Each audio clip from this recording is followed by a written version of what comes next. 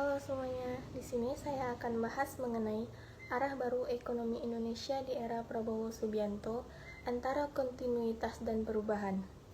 Arah baru ekonomi Indonesia saat ini dipengaruhi pada pergantian kepemimpinan nasional dari Presiden Joko Widodo kepada Presiden Prabowo Subianto, yang dimana membawa harapan baru bagi masyarakat terhadap kebijakan ekonomi Indonesia, terkhususnya masyarakat dan pelaku ekonomi yang menunggu masa pemerintahan baru ini, apakah akan melanjutkan program-program yang telah ada atau menerapkan kebijakan-kebijakan baru yang sesuai dengan tantangan ekonomi yang akan dihadapi di masa depan, seperti yang sedang terjadi saat ini, yaitu di tengah kondisi ekonomi global yang menghadapi ketidakpastian.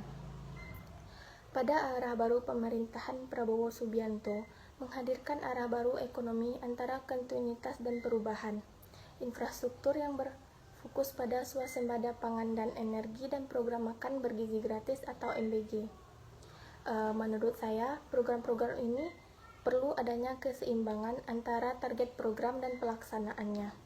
Seperti pada swasembada pangan dan energi, masyarakat itu berharap program ini tidak hanya berfokus pada janji saja, akan tetapi dapat meningkatkan kesejahteraan petani dan mengurangi ketergantungan impor.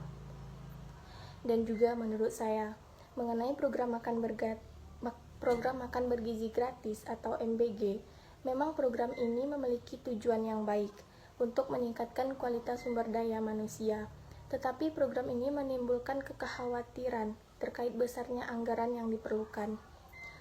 Faktor yang mendorong arah baru ekonomi Indonesia di era Prabowo Subianto yaitu pergantian kepemimpinan nasional, tuntutan masyarakat yang mengenai pemerataan kesejahteraan, serta ketahanan pangan dan energi nasional. Menurut saya, faktor inilah yang menjadi dasar bagi pemerintah dalam merumuskan arah baru ekonomi Indonesia saat ini. Dan juga, menurut saya, sisi lain, program-program baru ini membutuhkan anggaran yang besar, yang berpotensi mempengaruhi kondisi keuangan negara. Sebab itulah diperlukan adanya kontinuitas dan kebijakan ekonomi.